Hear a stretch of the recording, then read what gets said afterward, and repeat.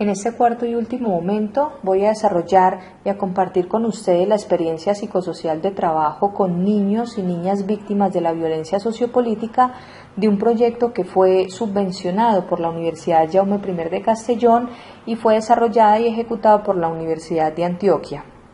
La trayectoria de implementación que se llevó a cabo en este proyecto, desarrollado en el 2014, fue en un primer momento el contacto con la población e inserción en las dinámicas cotidianas. Esa inserción en las dinámicas cotidianas consistía prácticamente lo que ven en esta imagen, de estar con ellos en su aula de estudio, aprendiendo con ellos a leer, enseñándoles algunas pautas para la lectoescritura.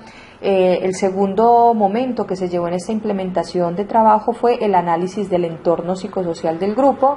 El tercer momento fue la implementación de talleres para la promoción de la resiliencia y en un cuarto momento se desarrolló la evaluación de los resultados.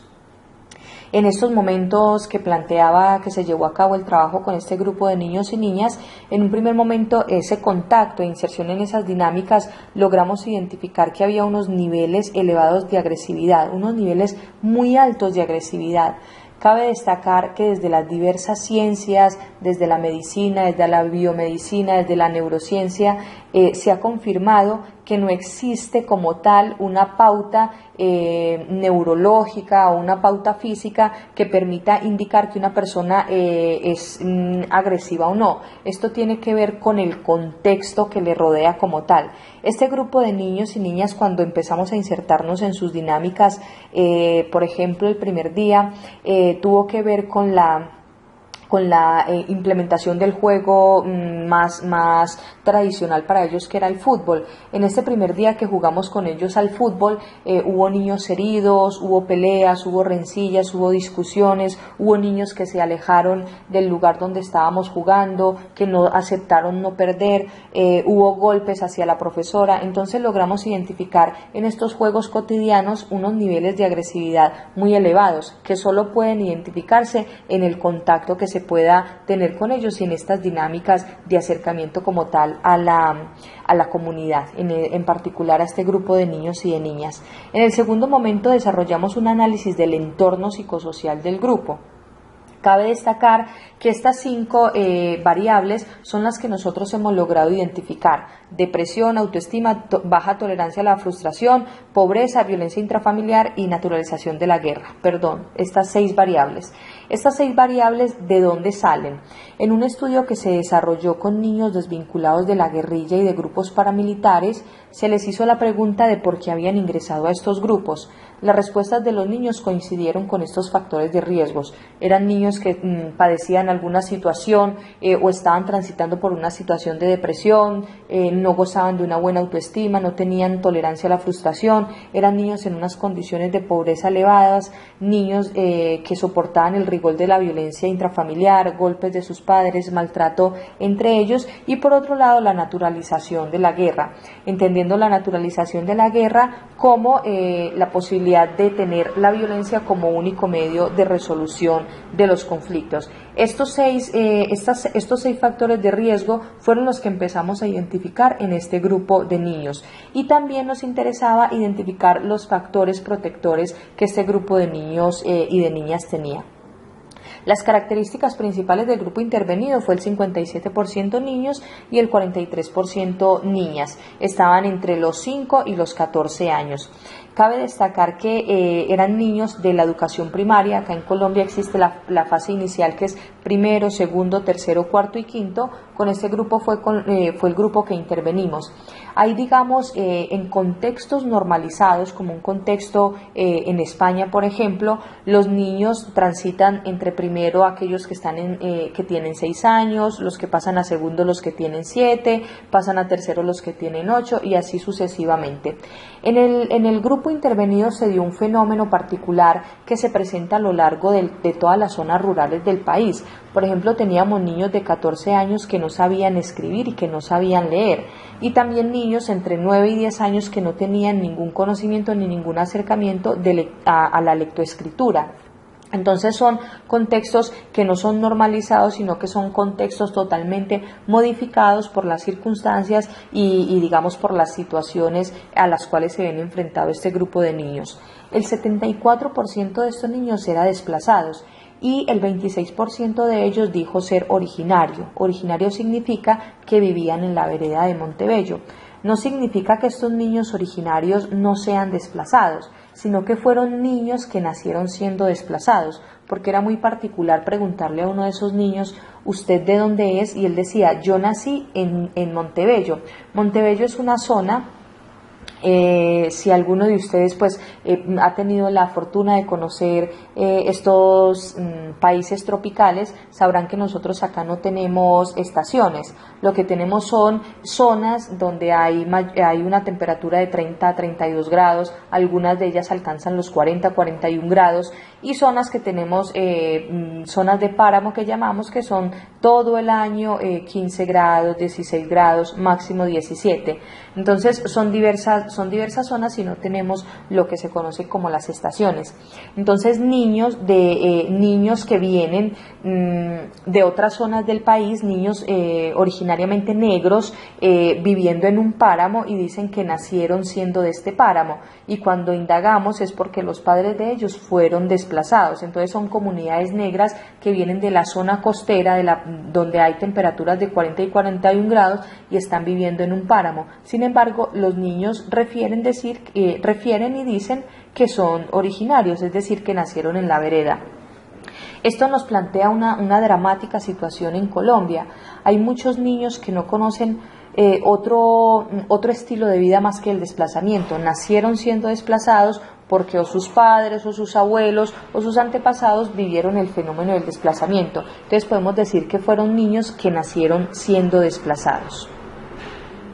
En cuanto a la evaluación del entorno físico, es importante identificar ese entorno físico en el cual estaban elaborando, o bueno, en el contexto en el cual estaban los niños, estaban siendo educados. Entonces, esta es la evaluación del entorno físico. Son algunas fotografías. Por ejemplo, en esta fotografía, que no tiene mayor relevancia, quise tomar esta fotografía porque este balde de colores era lo que los niños le sacaban la punta con un bisturí. Cuando nosotros llegamos a la intervención con este grupo de niños, la mayoría de ellos tenía sus manos con cortadas, ¿no? Con cicatrices de algunas cortaduras que en algún momento se hicieron, y era porque organizaban sus lápices o sus colores con un bisturí. Todas las paredes de la escuela estaban en estas condiciones. Condiciones totalmente agrestes, llenas de humedad, y era el lugar donde los niños estaban trabajando.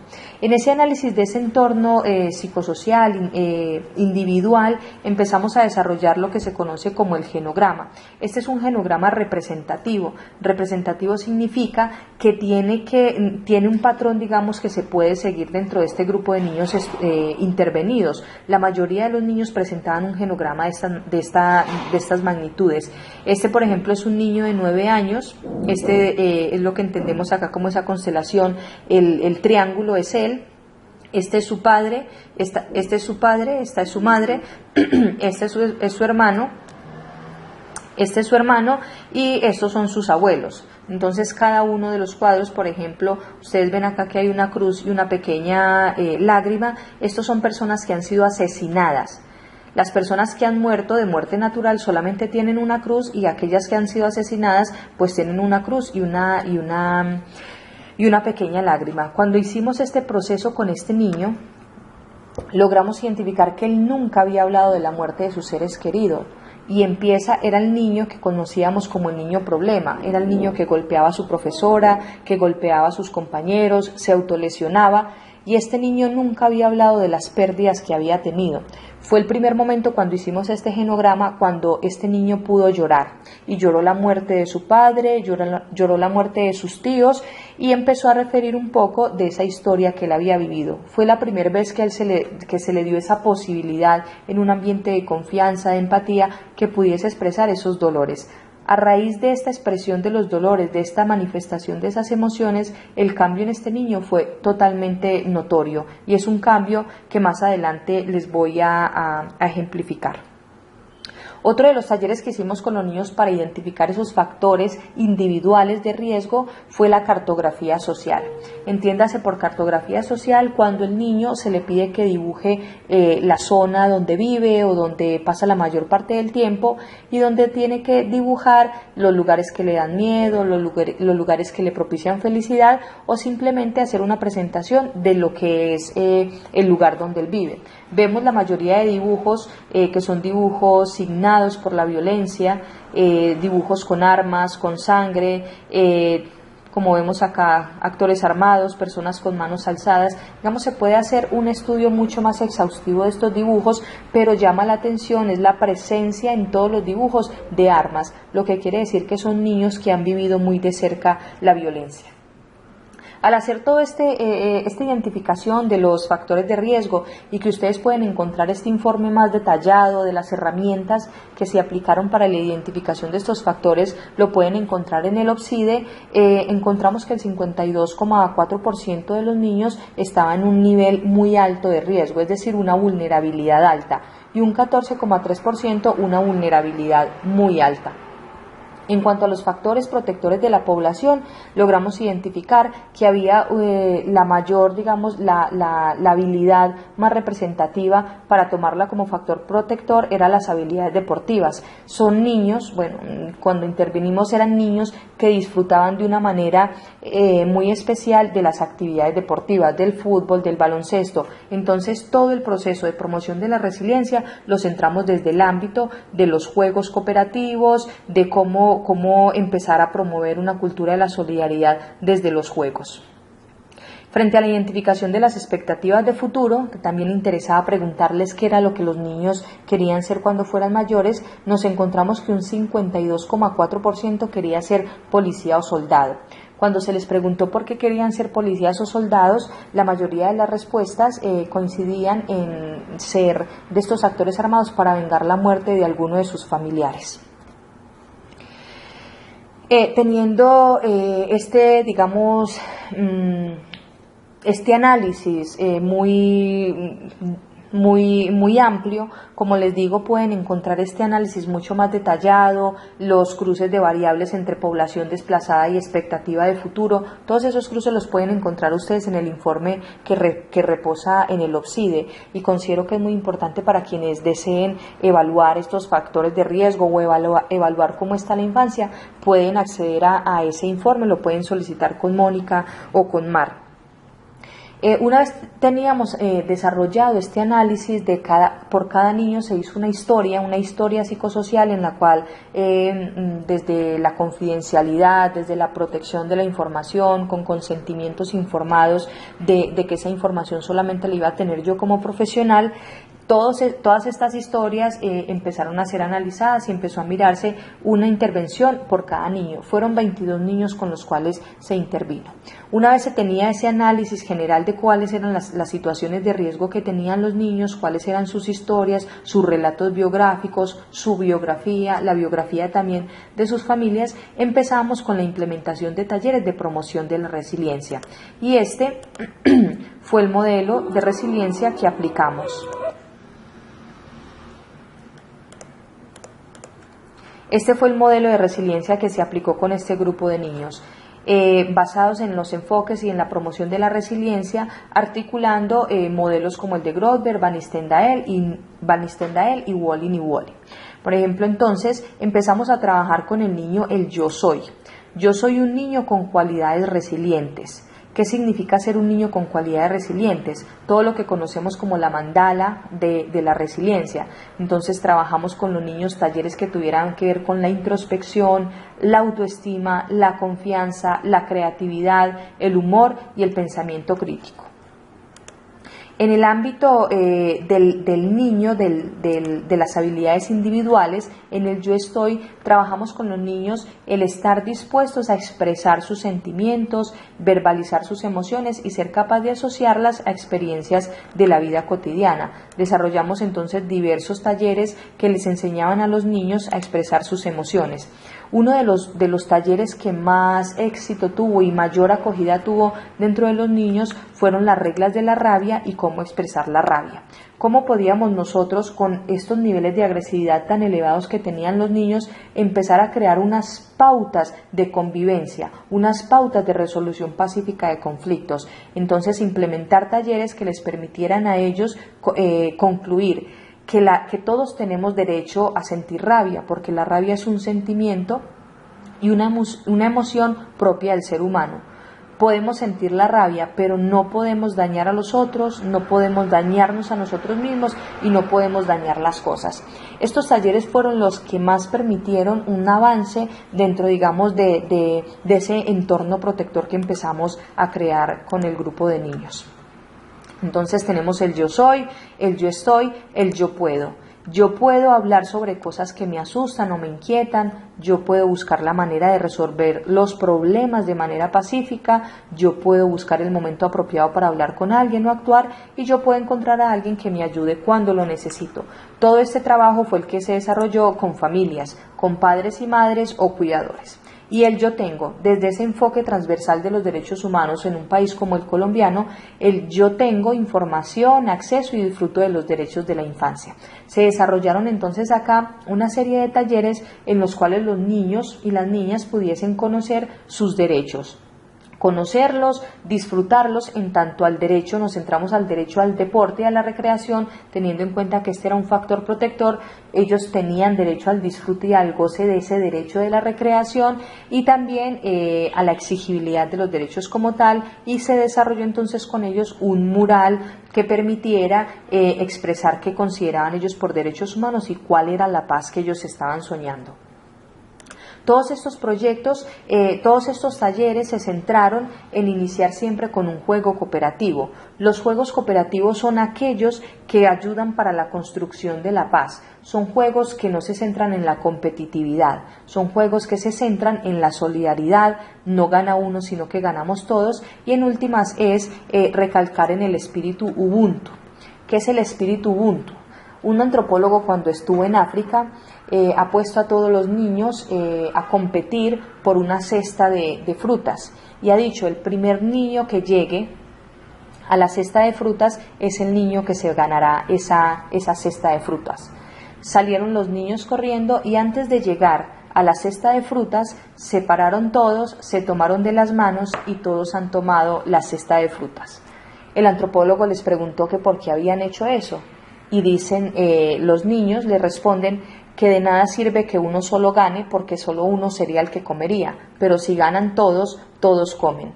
Ese es el espíritu que se quiere despertar, ese espíritu Ubuntu, ese espíritu de la colectividad, de la solidaridad, que se empezó a trabajar con este grupo de niños. Este es entonces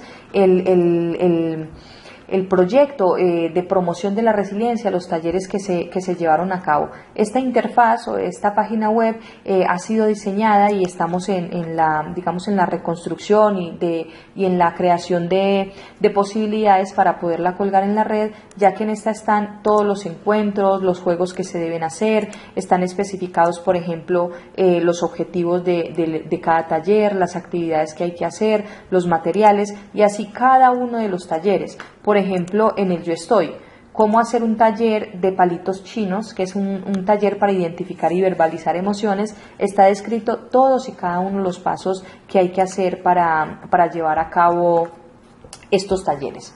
Tenemos que tener en cuenta que cuando los niños han vivido situaciones difíciles en su vida, sobre todo si estas situaciones son pasajeras, suelen presentar dificultades para expresar y modular sus sentimientos. La idea con los talleres que nosotros desarrollamos fue poderles ayudar a ellos a usar sus palabras y expresar sus sentimientos y emociones, teniendo en cuenta que ese 74% de población desplazada, detrás de cada niño había la muerte traumática y el asesinato de sus familiares. A raíz de la expresión de estas emociones fue que nosotros pudimos empezar con esos procesos de intervención psicosocial. Ahora bien, explicarles cómo fue que se desarrolló el proceso. El proceso lo desarrollamos en 3 meses. En el primer mes trabajamos la empatía, la confianza, la resolución pacífica de conflictos, la autoestima y la introspección. En el mes de noviembre trabajamos la creatividad, expresión de sentimientos y pensamiento crítico.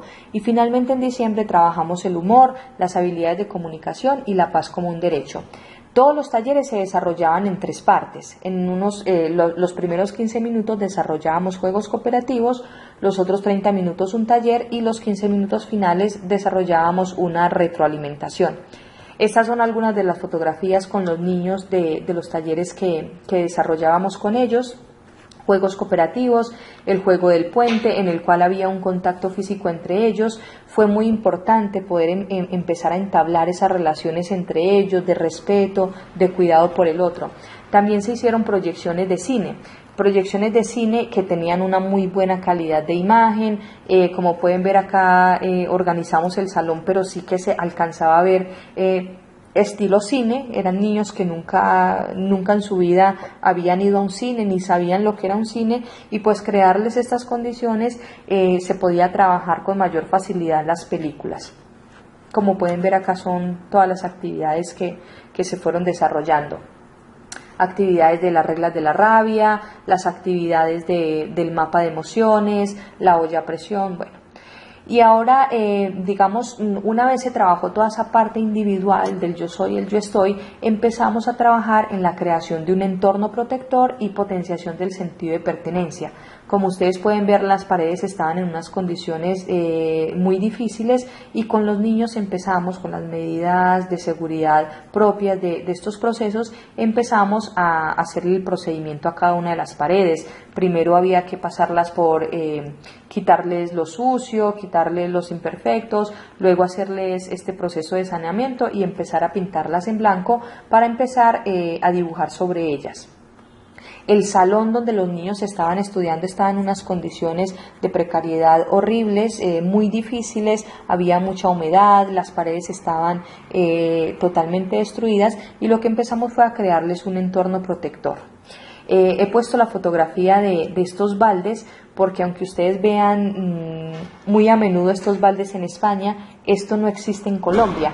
Lo logramos tener gracias digamos, a unas multinacionales que están trayendo ahorita, unas multinacionales chinas que están trayendo estos implementos, pero cuando llegamos allí a la vereda, existe acá en Colombia un gusano que se llama el gusano pollo.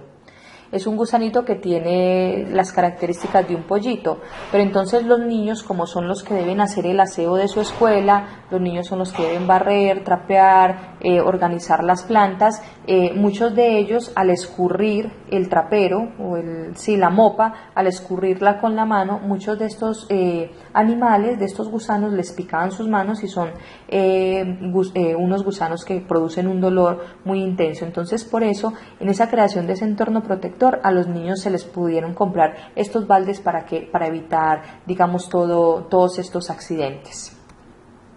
Estos son fotografías del proceso que se hizo con ellos, el saneamiento de las paredes que quedaron blancas y sobre las cuales después se empezó a dibujar. Paseos de integración familiar que se hicieron con ellos, los materiales pedagógicos de los cuales se dotó a la escuela, materiales que ellos no conocían, no sabían qué eran esos juegos. Entonces, para ellos fue la participación completa de profesora, tutores, padres de familia, comunidad en general, que empezó a jugar con ellos cosas que nunca habían visto. Yo he llamado unos logros colaterales. En un principio, por cuestiones de tiempo y también de personal, de recurso humano, solo teníamos pensado organizar el salón para que los niños tuvieran un entorno protector que les permitiera concentrarse más en sus estudios y que les permitiera estar mucho más felices en ese entorno escolar. Sin embargo, la comunidad, los padres de familia, los de las juntas de acción comunal, personas cercanas a la vereda, se reunieron para terminar de organizar toda la escuela. Entonces, por eso se pudo reestructurar toda la escuela, pintar toda la escuela. Son algunas fotografías que son muy dicientes. Este es el antes, la pared como estaba, y este es el después, cuando ellos pueden desarrollar su mural. Este es el antes y el después. Estas eran las condiciones en las cuales, como estaba el salón donde los niños recibían clases, todas las paredes estaban caídas, no había ningún cuidado, tenían bibliotecas que los libros les caían encima, y este fue, digamos, después del proceso que pudimos desarrollar con todos ellos. el antes y el después, el antes y el después, el antes y el después. Cada una de estos dibujos que ustedes ven plasmados acá en las paredes son dibujos que nosotros trabajábamos con ellos en el cineclub. Entonces veíamos la película de Tintín, la película de Brave o de Valiente, y todas estas películas que tenían, digamos, esos mensajes a nivel de la promoción de la resiliencia fueron los que se les dibujaron a ellos en el salón. Estos dibujos de los dos logotipos de las universidades, el de la Universidad Jaume I y la Universidad de Antioquia, fueron dibujados por estos nanos. Este es el antes y el después, el antes y el después.